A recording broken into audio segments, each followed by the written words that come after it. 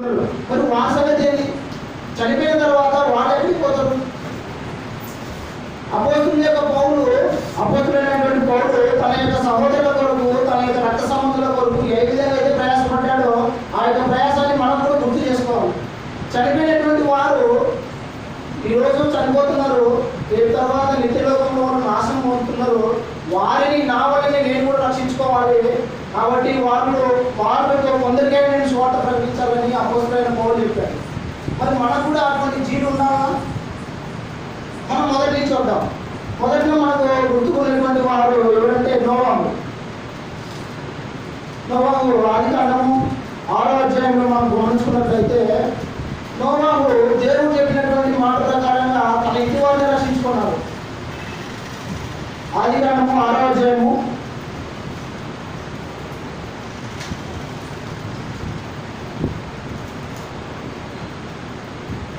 18వ వచనము.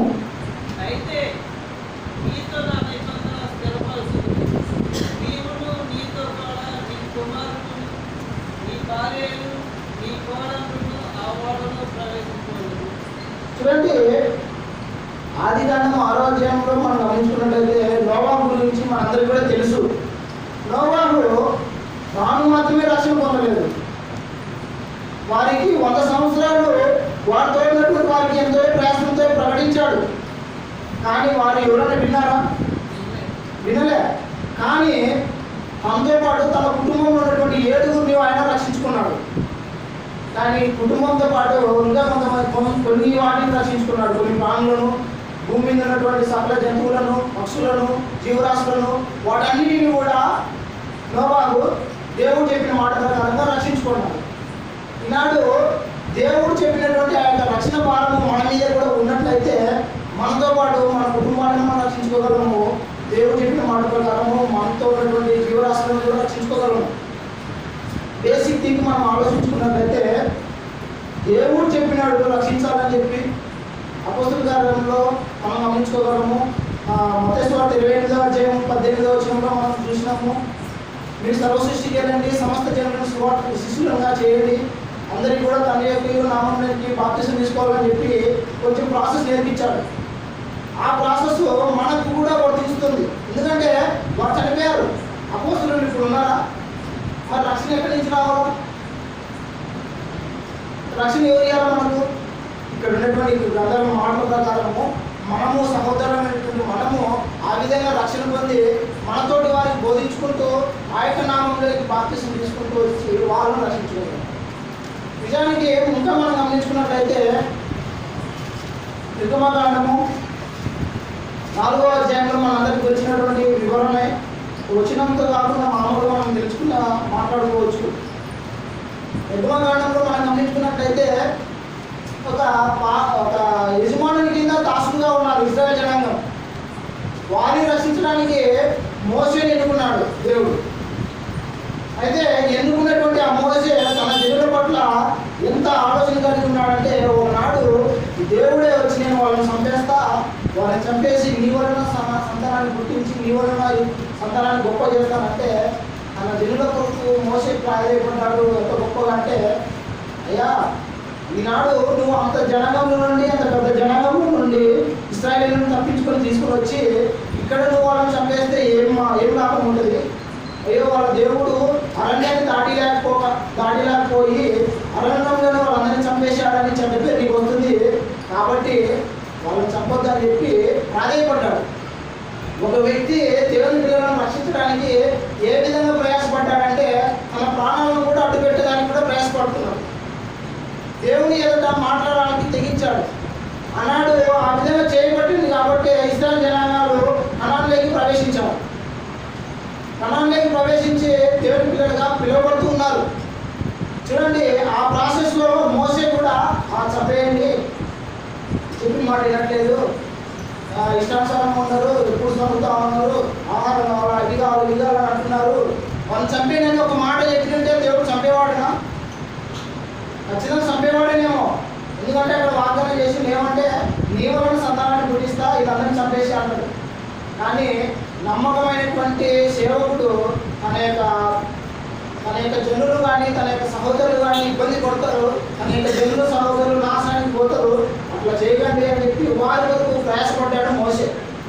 ఆ విధమైనటువంటి ప్రయాసం మనం కూడా పడాలి. ఇంకా మనం గమనించుకున్నట్లయితే యెహోషువ గురించి మనం వద్దాము. మోషే చనిపోయిన తర్వాత ఆ యొక్క బాధ్యతను ఎవరు స్వీకరించుకున్నారంటే యెహోషువ స్వీకరించుకున్నాడు. యెహోషువ బతికున్నప్పుడు మోషే దగ్గర చాలా పని చేశాడు. ఒకసారి చదువుకుందాము నిర్మాకాండము.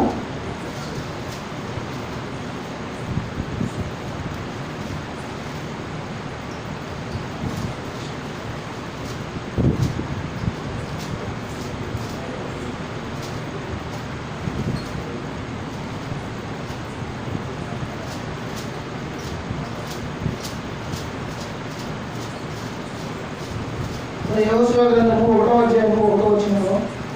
యెహోవా దేవుడైన మోషే పుట్టిన తరువాత యెహోవా నూను కుమారుడును మోషే పరిచారకుడైన యెహోషువకు ఇలా సెలవిచ్చాడు. నా దేవుడైన మోషే పుట్టిన నేను. చూడండి, మోషే చనిపోయిన తర్వాత అతని తర్వాత ఆ యొక్క బాధ్యతలను యెహోషువ తీసుకుంటూ తన విజయాల మీద ఉంచుకున్నాడు దేవుని పని. అంటే మోషే చనిపోయాడు. మోషే చనిపోయిన తర్వాత ఆ ప్రాసెస్ ఆగిపోవట్లేదు. ఇంకా ఈ జనాంగము ఇంకా కాణాన్లోకి చేరలేదు. ఈ జనాంగాన్ని నడిపించడానికి యెహోషువను దేవుడు ఎన్నుకున్నాడు. అయితే ఎన్నుకునేటువంటి ఆ యెహోషువ కూడా ఆశమాశగా లేడు. తన యొక్క దేవునికి ఎందుకు భయం భక్తి కలవాడిగా ఉన్నాడు. మోషే బ్రతికుండగానే ఎంతో పరిచారం చేశాడు దేవుడు యెహోషువ. 40 సంవత్సరాలు అరణ్యంలో నడుస్తూ ఉంటే ఆ యొక్క మోషేకు తన పుడిభుజంగా అంటే ఒక బలంగా యెహోషువ మోషేకు తోడుగా ఉన్నాడు. యెహోషువ ఒకనాడు యుద్ధం జరుగుతుంటే యెహోషువ వెళ్ళి మోషే చేతి కింద నిలబడిపోయి తెలిసిందే కదా అందరికి కూడా. మోషే కర్ర ఎదితేనేమో యుద్ధం ఆగిపోతుంది, గెలుస్తున్నారు. మోషే కర్ర కింది దించగానే ఇశ్రాయేలు జనాంగం అందరూ కూడా ఓడిపోతున్నారు. ఈ ప్రాసెస్లో ఆ యొక్క పనివాడైనటువంటి యెహోషువ ఏం చేశాడంటే మోషే దగ్గరికి వచ్చి మోషే చెయ్యి తన భుజం మీద పెట్టుకొని తన జనులను కాపాడుకున్నాడు. ఆయన అనుకుంటే మనకెందుకు, నేను బతికే చాలని పోయాడయ్యా. పొద్దున్న నుండి సాయంత్రం వరకు తన భుజం మీద మోషే చేతిని ఎందుకు పెట్టుకున్నాడు? ఎందుకంటే అక్కడ యుద్ధం జరుగుతుంది అమ్మలేగిరితో. ఆ యుద్ధంలో నా యొక్క జనులు చనిపోతారేమో, ఈ విధంగా చనిపోవడానికి నేను ఎందుకు కారణం కావాలి, నా జనులను రక్షించుకోవాలని చెప్పి ఆ మోషే కిందికి తన చేతి కింద మోషే చేతి కింద ఈయన భుజం పెట్టుకున్నాడు. ఎంత నమ్మకం వ్యక్తం చేశాడంటే అక్కడ ఆ తర్వాత ఆ ప్రాసెస్లోనే యెహోషువ మోషే తర్వాత నాయకుడిగా అయ్యాడు. చూడండి, దేవుడి ప్రాసెస్ ఆగిపోవడం లేదు మన జనులను రక్షించే క్రమంలో. యెహోషువ కూడా ఏ విధంగా ఉన్నాడంటే మనందరికీ కూడా తెలిసినటువంటి మాట 24వ అధ్యాయం 14వ వచనంలో యెహోషువ 24:14-15. కాబట్టి మీరు యెహోవా యందు భయభక్తులు గలవారై ఆయనను నిష్కపటముగాను సత్యముగాను సేవించు. మీ పితరులు నది అందరినీ ఐగుప్తులోను సేవించిన దేవతలను కలవద్రోసి యెహోవానే సేవించుడి. యెహోవాను సేవించుట మీ దృష్టికి కీడని తోచినలా మీరెవరిని సేవించుదురు? నది అందరినీ మీ పితరులు సేవించిన దేవతలను సేవించుదురు.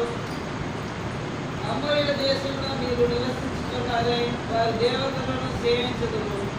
నేడు మీరు కోరుకొనుడి, మీరెవరిని సేవింపకోరినా నేనును నా ఇంటి వారిని యెహోవాకు సేవించదము అనేది.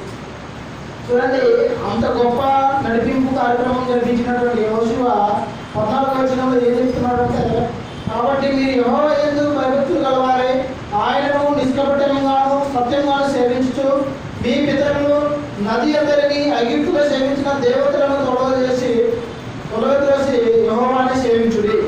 మొదటగా హెచ్చరించుకున్నాడు. యెహోషువ ఏం చేస్తున్నాడంటే మీరు మీ పితరులు చేసినటువంటి విధానం ప్రకారంగా మీరు చేయకోకుండా మీ దేవుడైనటువంటి యెహోవాను చాలా నిష్కపటంగాను సత్యంగాను సేవించాలి అని చెప్పి హెచ్చరిస్తున్నాడు. కానీ వాళ్ళు ఏం చెప్తున్నారంటే ఎంతసేపటికి వాళ్ళు వాళ్ళ గురించి మనకు తెలుసు, ఇశ్రాయేలు జనాంగం గురించి. ఆ తర్వాత తన యొక్క వ్యక్తిగత జీవితాన్ని మనకు తెలియజేస్తున్నాడు. 15వ వచనంలో, యెహోవాను సేవించుట మీ దృష్టికి కీడని తోచినట్లా మీరు ఎవరిని సేవించుదురో ఆ నది అంతటిని మీ పితరులు సేవించిన దేవతలను సేవించదురో, అమోనీయుల దేశంలో మీరు సేవించుతున్నారే వారి దేవతలను సేవించుదురో నేడు మీరు కోరుకోండి. చూడండి, ఇంతసేపు ఈ యొక్క అరణ్యంలో తోడుగా ఉన్నాడు దేవుడు వాళ్ళకి, ఇశ్రాయేలు జనాంగానికి. అరణ్యం తర్వాత ఈ కనాను దేశంలోకి తీసుకుని వచ్చాడు. అయినప్పటికీ కూడా వీళ్ళు మాట వినలేకపోతుంటే యోషువ చేతులు ఎత్తేసాడు. అంటే ఆయన చేయదగినంత వరకు చేస్తుంటే వచ్చాడు. 14వ వచనంలో ఏం చెప్తున్నాడంటే, మీరు సేవించండి, సత్యంతోనూ నిష్కపటంతోనూ దేవుడిని సేవించండి అని చెప్పాడు, హెచ్చరిక చేశాడు. తర్వాత చెప్తున్నాడు, మీరు చేస్తే చేయండి, కానీ నేనైతే దేవుడిని సేవించడం మాత్రం మానను. ఈనాడు మన గురించి మనం ఆలోచించుకున్నట్లయితే దేవుడిని సేవించే యొక్క ప్రాసెస్లో మన యొక్క జనుల గురించి మనము హెచ్చరించలేకపోతున్నాము మొదటిగా. ఆ తర్వాత మనల్ని మనం గమనించుకున్నట్టయితే ఆ సేవించే విషయంలో మనం కూడా పడిపోయే వాళ్ళని ఉన్నామని యోషువ అయినటువంటి ఆయన నమ్మకమైన దాసుడుగా, నమ్మకమైన పనివాడిగా ఉన్నటువంటి ఆయన దేవుడిని సేవించే విషయంలో ఛాన్స్ ఇవ్వడం లేదు వేరే వాళ్ళకి. ఆ విధమైనటువంటి నీతిగా మనం కూడా జీవించాలి. ఎందుకంటే లోకంలో ఉన్నటువంటి జనులందరూ కూడా చనిపోతున్నారంటే బానిసంగా ఉన్నారు. ఏ బానిసత్వంలో? పాపం అనే బానిసత్వం ఉంటుంది. కానీ ఇశ్రాయేలు జనాంగం ఐగుప్తు చెరలో ఉన్నప్పుడు ఎవరి కింద బానిసంగా ఉన్నారు? ఐగుప్తు కింద దాసులుగా ఉన్నారు, బానిసత్వంగా ఉన్నారు. వారిని విడిపించడానికి మోసే తీసుకుని వచ్చారు. అయితే ఆ తర్వాత ప్రాసెస్ ఆడుకుంటూ రాకుండా యోషువ ద్వారాను, ఆ తర్వాత ఇంకా జనాంగాలు తన యొక్క నాయకులు ప్రవక్తల ద్వారా తీసుకుంటూ వచ్చారు. ఇప్పుడు యేసుక్రీస్తు వచ్చిన తర్వాత ఈ కాలంలో మనమందరము లోకంలో ఉన్నటువంటి వారందరూ కూడా ఏ దానికి దాసులుగా ఉన్నారు? రోమపత్రిక 6వ అధ్యాయము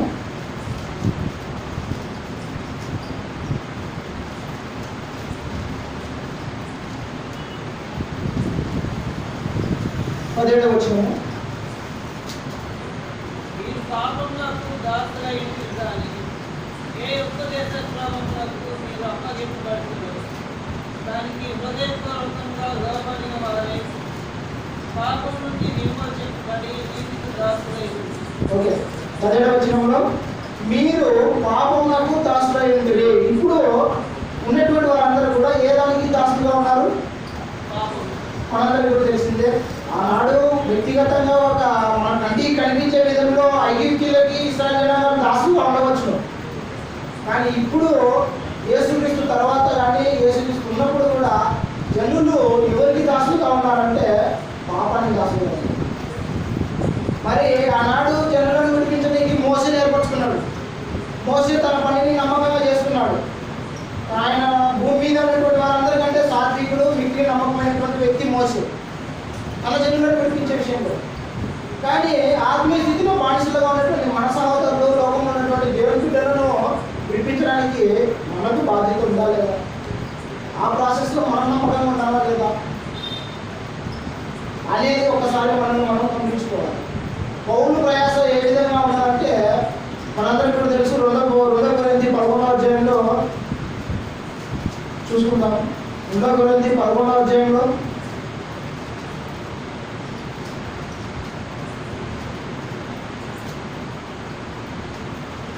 2 కొరింథీ 11వ అధ్యాయము 29వ వచనం, 28వ వచనం. ఇవేను కాక సంఘములన్నిటి గురించిన చింతే కాదు, ఈ కాలము దినదినము నాకు కలుగుతున్నది. చూడండి, ఆయన మొదటి నుంచి మనం 11వ అధ్యాయము 23 నుంచి చదువుకున్నప్పటికీ కూడా మీకు తెలిసినటువంటి మాటే. ఆయన చలిలోనూ దిగంబరత్వంతోనూ ఓడ పగిలి సముద్రంలో 3 ఓడ పగిలి సముద్రంలో గడిపాడు. రాత్రి పగలంతా కూడా ఉపవాసంతోనూ, జాగారంతోనూ, ఆకలి దప్పుతోనూ, కష్టంతోనూ ఎన్నో ఇబ్బందులు పడుతున్నాడు. కానీ ఆయనకున్నటువంటి అతి గొప్పమైనటువంటి చింత ఏమిటంటే మన జనులు, దేవుని యొక్క జనులు, దేవుని యొక్క సంఘము బాగుపడుతుందా లేదా నాశనం అవుతుందా, వారి గురించినటువంటి బాధ ఎక్కువైపోతుంది.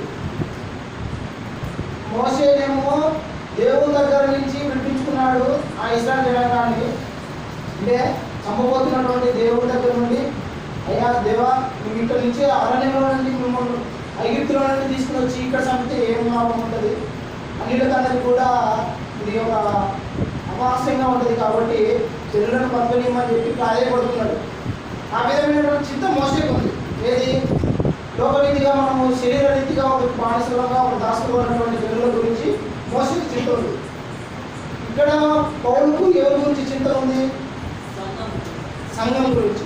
సంఘంలో వారు సహోదరులు నాశనానికి పోతున్నారా, లేకపోతే క్రీస్తునందు నడుచుకుంటున్నారా, మంచిగా ఉన్నారా, లేకపోతే పాపంలో పడిపోతున్నారా అని చెప్పి తన వ్యక్తిగతమైనటువంటి జీవితాన్ని కూడా వదిలేసుకొని ఆకలితోనూ బట్టలు తినగాను ఎంతో ప్రయాసంతోనూ మరి దేవుని బిడ్డల గురించినటువంటి చింత ఎక్కువగా ఆయన అలవర్చుకున్నారు.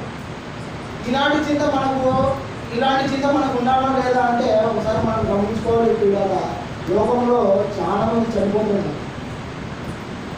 ఎంతోమంది రక్షణ పొందలేక, దేవుని గురించి తెలియలేక అందరూ చనిపోయి ఈనాడు దేవుని ఉగ్రతకు పాత్రలు ఉన్నారు. వారందరినీ రక్షించడానికి ఈనాడు దేవుడు మనం ఎన్నుకున్నటువంటి మనము ఈ విధమైనటువంటి ఆసక్తి మనకు ఉన్నామా? ఎందుకంటే దేవుడు ఏం చెప్తున్నాడంటే అంతకను అందరూ మారుమనసు పొందాలి. ఎలా పొందాలా?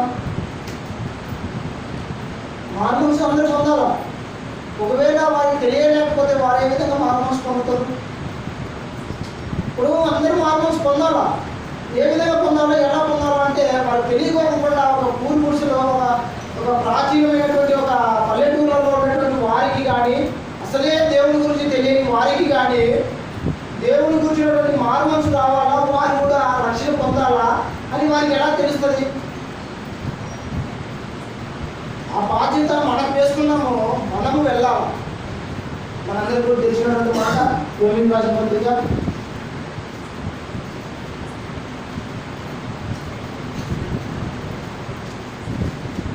10వ అధ్యాయము 13వ వచనం. దీన్ని ఒక్కొక్క వచనాన్ని మనం చదువుకుంటూ ఉంటాము.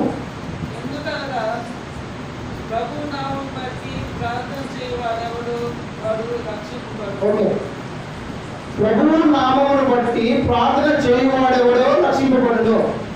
ఎవడైతే దేవునికి ప్రార్థన చేస్తాడో వారు రక్షింపబడుతున్నారు. ఇప్పుడు వారు ప్రార్థన చేయాలి. ఫస్ట్ దేవుని గురించి వారు ప్రార్థన చేస్తే తర్వాత రక్షించబడుతుంది. ప్రార్థన చేయాలి అనే మాట మనం ఆలోచించుకొని కింది వచనాలు చదువుతాము. 14వ వచనము. వారు విశ్వసింపని వారికి ఎట్లా ప్రార్థన చేయుదురు? చూడండి, ప్రార్థన చేస్తేనేమో రక్షింపబడుతున్నారు. వారికి విశ్వాసమే లేదు, ప్రార్థన ఏ విధంగా చేస్తారు మరి? అయితే వారు విశ్వసింపాలంటే మనం ఏం చేయాలంటే 14వ వచనంలోనే వినని వారిని ఎట్లు విశ్వసించుదురు? చూడండి, రక్షణ పొందాలి అంటే ప్రార్థన చేయాలి. ప్రార్థన చేయాలంటే విశ్వసించాలా. విశ్వసించాలంటే వాళ్ళు మొదటగా ఏం చేయాలా? వినాలా, విశ్వసించాలా, ప్రార్థన చేయాలా, రక్షణ పొందాలా. ఈ ప్రాసెస్లో వాళ్ళు మొదట్లోనే వాళ్ళు వినలేకపోతే చివరిలో ఉన్నటువంటి ఆ రక్షణ ఎలా జరుగుతుంది వారికి? ఇది చదువుతాము. 15వ వచనంలో ప్రకటించువారు పంపబడని ఎడల ఎట్లు ప్రకటించుదురు? చూడండి, ఇక్కడ మనం ఆగితే ప్రకటించువారు పంపబడని ఎడల ఎట్లు ప్రకటించుతారు. ఇంకా మన 14వ వచనంలో చివరి చదవలేదు. ప్రకటించువారు లేకుండా వారెట్లు విందురు? ఇక్కడ మనం 14వ వచనంలో ఆగుదాము. ప్రకటించువాడు లేకుండా వారెట్లు విందురు. ఫస్ట్ వాళ్ళు బేసిక్లోనే వాళ్ళు వినలేకపోతున్నారు కదా, వినలేకపోతున్నారు. రక్షణ ఏ విధంగా చెందుతారు? కాబట్టి వాళ్ళు వినాలంటే ప్రకటించే వాళ్ళు వెళ్ళాలా. మొదటగా ప్రకటించే వాళ్ళు వెళ్తే వారు వింటారు. విన్న తర్వాత వాళ్ళు ఏం చేస్తారంటే విశ్వాసం చెందుతారు. విశ్వసించిన తర్వాత వారు దేవునికి ప్రార్థన చేయడం అనేది నేర్చుకుంటారు. ఆ తర్వాత ఏం జరుగుతుంది? రక్షణ జరుగుతుంది. ఆ రక్షణ కొరకే మనము మొదటి మూడుపాట మనము పంపబడాలి. మనం పోవాలి.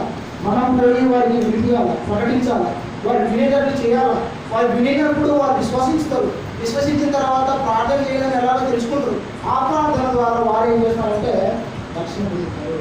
ఆ ప్రాసెస్ దేవుడు మనకు నేర్పించాడు. యేసుక్రీస్తు వచ్చాడు. వచ్చిన తర్వాత నేను చనిపోతానని చెప్పి డైరెక్ట్ వెళ్ళి శిలువలో మరణించిన 3.5 సంవత్సరంలో ప్రకటించాడు. 3.5 సంవత్సరంలో ప్రకటించిన తర్వాత ఆయన కూర్చున్నటువంటి ప్రచారం అందరికీ తెలుపుకొని ఆయన ఒక మాదిరిని చూపించుకొని తర్వాత ఆయన శిలువలో మరణించుకొని దేవుడికి అప్పగించుకున్నాడు. ఆ ప్రాసెస్ మనకు నేర్పించాడు. అపోస్తులకు దేవుడు చెప్పినాడు, యేసుక్రీస్తు చెప్పినటువంటి మాట ఏంటంటే మీరు సర్వ సృష్టికి వెళ్ళండి, సర్వలోకాలకు సువార్తను ప్రకటించండి, నమ్మి బాప్తిసం పొందేవాడు రక్షణ పొందాలి. మొదటిగా మీరు రక్షణ పొందాలి, బాప్తిసం పొందాలంటే ఏం చేయాలా? ప్రకటింపబడాలి. ఇప్పుడు మనం ఆలోచించుకున్నట్లయితే మన యొక్క జనాంగాలు కానీ మన యొక్క సహోదరులు కానీ రక్షణ పొందాలంటే మనం ఏం చేయాలా? ఆ భారం మనలో ఉండాలి. ఆ ప్రకటించాలనేటువంటి జీవి మనకు ఉండాలి. ఆ యొక్క ఆలోచన మనకు కలిగి ఉండాలి. రక్షణ పొందాలి, వారు రక్షణ పొందాలి అనేక తాత్పర్యం నీలో ఉన్నప్పుడు ఎట్టి శ్రమలైనా సరే, ఎట్టి చింతలైనా సరే, ఎన్ని విధాలమైనటువంటి వాటన్నిటిని కూడా సరే లెక్క చేయవు. కేవలము దేవుని యొక్క సువార్త ప్రకటించాలి. అందుకొరకే యేసుక్రీస్తు వచ్చాడు. నేను మరణించిన యేసుక్రీస్తులో ఇప్పుడు నూతన జీవంగా జీవిస్తున్నటువంటి జీవితం నాది కాదు, నా యొక్క యేసుక్రీస్తు ప్రభువాదే అని చెప్పి మనము మన యొక్క జీవితాన్ని ఎన్నదైంది అని పెట్టుకోకుండా క్రీస్తు కొరకు మనము ప్రకటించే వాళ్ళగా మనం ఉన్నాము. ఆ ప్రాసెస్లో మనకి ఎన్నో నిమిషం రావచ్చు, ఎన్నో శ్రమలు రావచ్చు, ఎన్నో కష్టాలు రావచ్చు. కానీ వాటిని మనం లెక్క చేయాల్సినటువంటి అవసరం మనకు లేదు. ఎందుకంటే దేవుని రాజ్యంలో ప్రవేశించాలంటే శ్రమలే బేసిక్ అని మనకు అందరికీ కూడా తెలుసు. అపోస్తలుల కార్యములు 13వ అధ్యాయము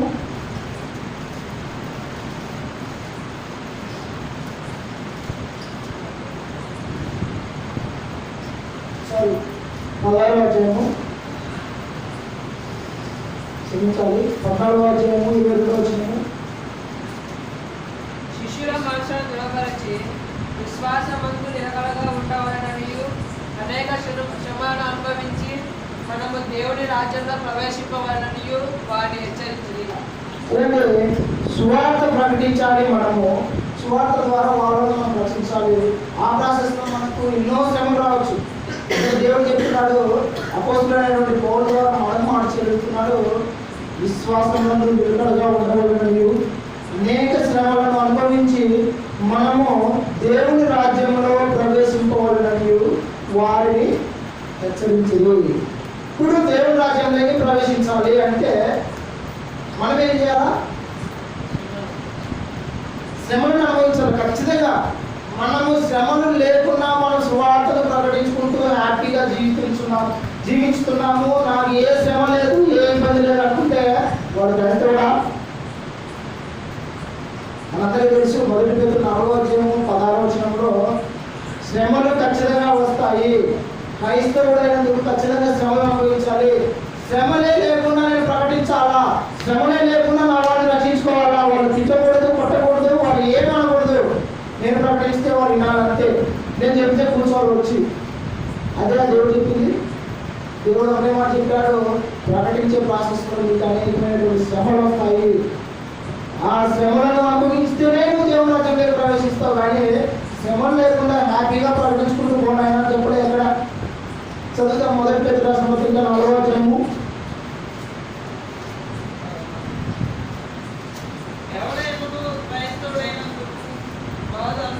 12వ వచనము. ప్రియులారా, మిమ్మల్ని శోధించుటకు మీకు కలుగుతున్న అగ్నిమట్టి మహాశ్రమను గూర్చి మీకేదో యొక్క గొప్ప వింత సంభవించినట్లు ఆశ్చర్యపడకూడదు. క్రీస్తు మహిమ బయలుపరచబడినప్పుడు మీరు మహానందంతో సంతోషించే నిమిత్తము క్రీస్తు శ్రమలలో మీరు పాలువారై ఉన్నంతగా సంతోషించుడి. చూడండి, 1వ వచనంలో క్రీస్తు మహిమ బయలుపరచబడినప్పుడు మీరు మహానందంతో సంతోషించు నిమిత్తము క్రీస్తు శ్రమలలో మీరు పాలువారైనంతగా సంతోషించుడు. మనం ఏం చేయాలంట? క్రీస్తు మహిమలో, క్రీస్తు శ్రమలలో మీరు పాలువారైనంతగా సంతోషించాలి. ఆ శ్రమలు ఖచ్చితంగా వస్తాయా రావా అనే మాట మనం ఆలోచించుకుంటే 12వ వచనము, ప్రియులారా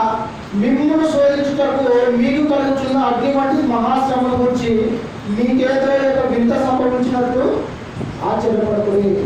ఇది పెద్ద వింతే కాదు, మనందరికీ కూడా తెలిసి మనం ఈ మధ్య చదువుకుంటున్నటువంటి అధ్యాయాలు. ఇర్మియా గ్రంథం మనం చదువుతున్నాం. ఇర్మియాను ఎన్నిసార్లు కొట్టారు దేవుడు. ఇర్మియా గురించి మనం ఫస్ట్ 1వ వచనం నుండి చివరి వరకు మనం ఆలోచించుకుంటే, ఇర్మియా తల్లి గర్భంలో ఉండగానే దేవుడు ఏర్పరచుకున్నాడు. ఏర్పరచుకునేటువంటి ఆయనకు శ్రమలు వస్తాయా అంటే ఖచ్చితంగా వస్తాయని చెప్పాడు. కానీ అదే మాదిరిగా దేవుడు ఏం చెప్పాడంటే, శ్రమలో నీకు ఆనందం ఉంటుంది, కానీ ఫస్ట్ నీకేముంటుంది? శ్రమ ఉంటుంది. ఆ విధమైనటువంటి మాట ప్రకారంగా ఇర్మియా ఏం చేశాడంటే, ప్రకటించడానికి బయలుదేరాడు. ప్రకటించినటువంటి ప్రాసెస్లో నువ్వు ప్రకటించవద్దు, వీళ్ళు చంపుతామని చెప్పి ఎన్నో బెదిరింపులు, ఎన్నోసార్లు చెరసాలు వేశారు. నీళ్లు లేని బావిలో గుంతలో బుడగలో గడేశాడు. ఆహారం లేకుండా చెరసాలలో వేశారు. అయినా కూడా ఇర్మియా ప్రవచించడము ప్రకటించడం మానేశాడా? ఎందుకు? అన్నజనులు ఇశ్రాయేలు జనం కాదు, జాగ్రత్తగా ముందుకు పోవాలి. వాళ్ళు చెరలోకి వెళ్ళినా కూడా దేవుడి యొక్క ప్రభుత్వం కలిగితే తిరిగి వస్తారు. వారు మళ్ళీ తిరిగి రావాలంటే దేవుడు నన్ను పంపించాడు ప్రకటించడానికి. సో ప్రకటించడానికి నేను బయలు వెళ్ళాను, ఈ ప్రాసెస్లో నేను ఆగిపోకూడదు అని ఇర్మియా తన యొక్క జీవితాన్ని దేవుడికి అర్పించుకున్నాడు. ఒకనాడు ఇర్మియానికి చంపనీకి వచ్చాడు. చదువుతాము ఇర్మియా గ్రంథము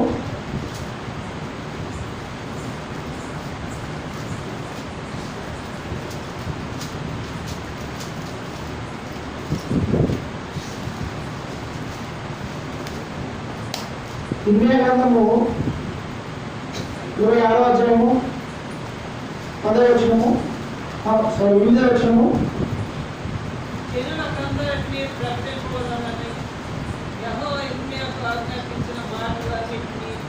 పలికి సాగించిన తర్వాత యాజకులను ప్రాంతలను జనులందరూ అతను పట్టుకొని నీవు మరణ శిక్ష నందక తప్పదు. చూడండి, ఇర్మియా ప్రకటిస్తున్నటువంటి ప్రారంభంలో వ్యక్తిగతమైనటువంటి మాటలు కాకుండా దేవుడు చెప్పినటువంటి మాటలు ఏవైతే ఉన్నాయో వాటిని ప్రకటించడానికి ఇర్మియా వెళ్ళాడు. ఈ యెరూషలేము ఆలయము పాతకాలంలో ఉన్నటువంటి శిలోహు ఆలయం వల్ల నాశనం చేయబడుతుంది, మీరు కూడా నాశనం అవుతారు. పోయి బబులోను చెరలో మీకై మీరు వాళ్ళు లోబడి వారి యొక్క చేతుల కింద మీరు ఉన్నట్లయితే క్షేమంగా మళ్ళీ 70 సంవత్సరాల తర్వాత వస్తారని చెప్పి ప్రకటిస్తున్నటువంటి ఇర్మియాను ఏం చేశారంటే, ఏంటి ఈయన వచ్చి మమ్మల్ని ఈ విధంగా చూస్తున్నాడు, మేము చనిపోవడం ఏంటి, మేము నాశనం కావడం ఏంటి, దేవుడి మందిరం ఈ విధంగా నాశనం అవ్వకపోవడం ఏంటి, ఈ విధంగా నువ్వు చెప్పకూడదు ఇర్మియా, కాబట్టి నువ్వు ఖచ్చితంగా చనిపోవాలి, మతానికి పాత్రలు అని చెప్పి చంపడానికి సిద్ధపడ్డారు. కానీ ఇర్మియా 14వ వచనంలో ఆయన తిరిగి ఇప్పుడు మనం చూద్దాము. ఇదిగో నేను మీ వశంలో ఉన్నాను, మీ దృష్టికి ఏది మంచిదో అది మంచిదో, ఏది యుక్తమైనదో అదే నాకు చేయండి. చూడండి, 13వ వచనం నుంచి చదువుదాము. ఇర్మియా సమాధానం చెప్తున్నాడు ఆ యొక్క జనుల గురించినటువంటి ఆసక్తి మాటలు. కాబట్టి యెహోవా నీకు చేస్తుందని చెప్పిన కీడును చూచి ఆయన సంతాపపడినట్టు మీరు నీ మార్గములను నీ క్రియలను చక్కపరుచుకొని ఈ దేవుడైన యెహోవా మాట విని. చూడండి, ఆ విధంగా ఈ యొక్క వివిధ వచనంలో చంపనీకి వచ్చినా కూడా 12వ వచనంలో ఏం చెప్తున్నాడంటే 13వ వచనంలో, ఇదిగో యెహోవా మీకు చేస్తుందని తాను చెప్పిన కీడును గురించి ఆయన సంతాపపడినట్లు మీరు మీ మార్గంలోను మీ క్రియలను చక్కపరచుకొని మీ దేవుడైన యెహోవా మాట వినండి. చనిపోయే స్థితిలో ఉన్నాడు, చంపేయడానికి రెడీగా ఉన్నారు వాళ్ళు కూడా. కానీ మీరు మారండి అయ్యా, మీరు మారితే యెహోవా సంతాపపడి మిమ్మల్ని రక్షిస్తాడని చెప్పి ఆ మాట చెప్పిన తర్వాత 14వ వచనంలో తిరిగి చూద్దాము. ఇదిగో నేను మీ వశంలో ఉన్నాను,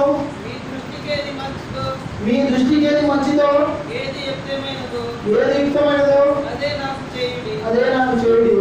ప్రకటిస్తున్నాడు. ప్రకటించిన తర్వాత దేవుడు మీ విషయమే సంతాపపడాలంటే మీరు మారాలని చెప్పారు. అయినా కూడా వాళ్ళు మానుకోకుండా చంపడానికి సిద్ధంగా ఉంటే ఇర్మియా తన తెగింపును అక్కడ వెల్లడించాడు. ఇదిగో నేను మీ వశంలో ఉన్నాను, దేవుడు చెప్పింది నేను చెప్తున్నాను, అయినా మీరు చంపాలని వచ్చారు, నేను మీ ముందర ఉన్నాను, మీ ఇష్టం వచ్చింది చేయండి. కానీ ప్రకటించడం మాత్రము ఆపలేదు. 8వ వచనంలో ఏమో చంపాలని చూశాడు, 12-13 వచనాల కల్లా అయినా కూడా చెప్తూ ఉన్నాడు. కారణం ఏంటంటే మన ప్రజలు రక్షింపబడాలా, అందు నిమిత్తము ఆయన సంపడానికి వచ్చినా కూడా భయపడాల్సినటువంటి అవసరం లేదు. ఈ విధంగా చెప్పుకుంటూ పోతే పౌరులకు కూడా ఎన్నో శ్రమలు వచ్చాయి, కానీ ఆ శ్రమలలో ఆదరణ వచ్చిందా? 2 కొరింథీ రాసిన పత్రిక 1వ అధ్యాయంలో మనకు కూడా తెలిసిన మాటలే.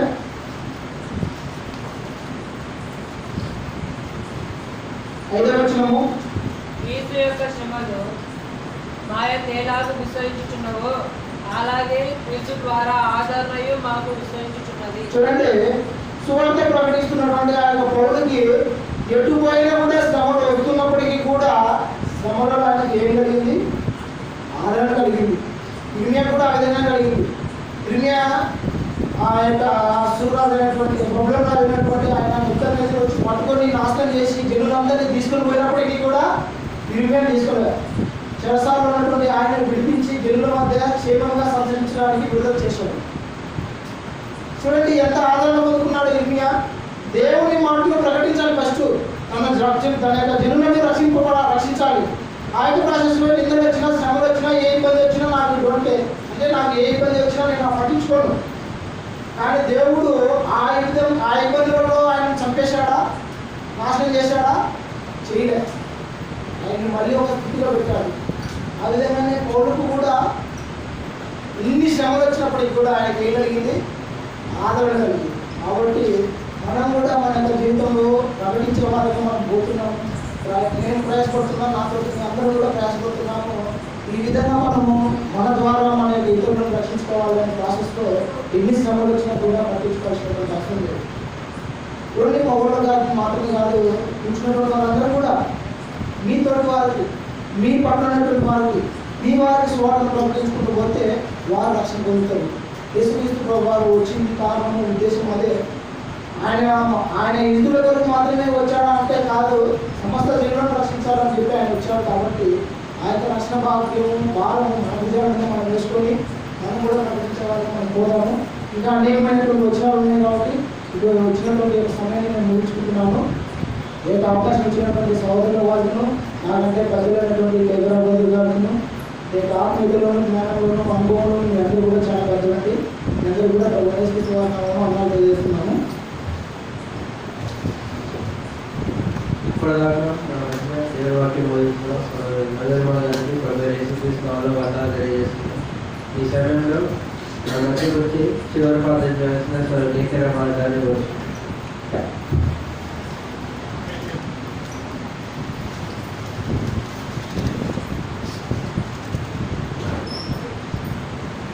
అందరికీ చివరిగా మరొకసారి ఉన్నారంటే సమయంలో మరి సహోదరు రవివర్మ చక్కటి పాఠాన్ని బోధించడం జరిగింది.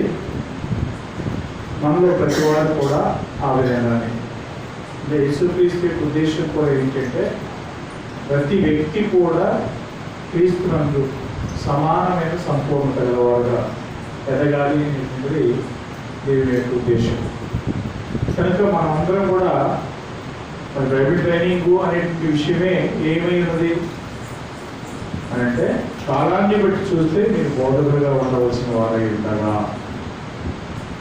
అంటే మనము కాలము గడుస్తున్న కొద్దీ మనలో ఎదుగుదల అనేటువంటిది కావాలి. ఆత్మీయత, బోధన, మరి ప్రవర్తన అన్ని విషయాల్లో మార్పు అనేటువంటిది ఖచ్చితంగా అవసరం. కనుక మరి సంతోషం రవి చక్కగా బోధించాడు. అదేవిధంగా మీకు కూడా అప్పుడప్పుడు అవకాశాలు ఇవ్వబడినప్పుడు తప్పకుండా ఉపయోగించుకొని మరి చక్కగా దేవుని యొక్క వాక్యాన్ని బోధించాల్సిందిగా నేను ఉత్సాహపరుస్తూ ఉన్నా. చివరిగా ఒక ప్రార్థన చేసుకొని ఈ యొక్క మరి బైబిల్ తరగతి ముగించుకున్నాం. మా స్తుతులకు పాత్రుడా పరిశుద్ధ తండ్రి, పరలోకంలో నివాసం చేస్తున్న ప్రేమ గల మా గొప్ప తండ్రి, మీకు స్తోత్రాలు స్తుతులు చెల్లిస్తూ ఉన్నా. మా తండ్రి, గడిచిన ఆదివారం నుండి నేటి దినము వరకు మా తండ్రి మీరు మమ్మల్ని కాపాడి మా అందరకు మంచి ఆరోగ్యమును, బలమును, శక్తిని ఇచ్చి ఈ సందర్భంలో మా తండ్రి మేము సంఘంలో కూడుకొని మీ యొక్క ఘనమైనటువంటి దివ్యమైనటువంటి వాక్యాలను చదివినట్టు మీరు మాకు ఇచ్చినటువంటి భాగ్యాన్ని బట్టి స్తోత్రాలు చెల్లిస్తూ ఉన్నాం. మా తండ్రి ఇప్పుడు వచ్చినటువంటి సహోదరి సహోదరులను దీవించండి. మేమందరము మా తండ్రి ఆత్మీయంగా మా ప్రభువైన యేసుక్రీస్తుని పోలినటువంటి సమానమైన సంపూర్ణత కలవారు వరకు ఎదుగుటకు సాయం చేయాలని ప్రార్థన చేస్తున్నాం. మా తండ్రి యొక్క బైబిల్ తరఫులో కూడా వచ్చి ప్రతి సహోదరిని ప్రతి సహోదరుడిని అలాగే మరి చిన్న బిడ్డలను మీరు దీవించి వర్ధలు చేయడానికి ప్రార్థన చేస్తూ ఉన్నాం.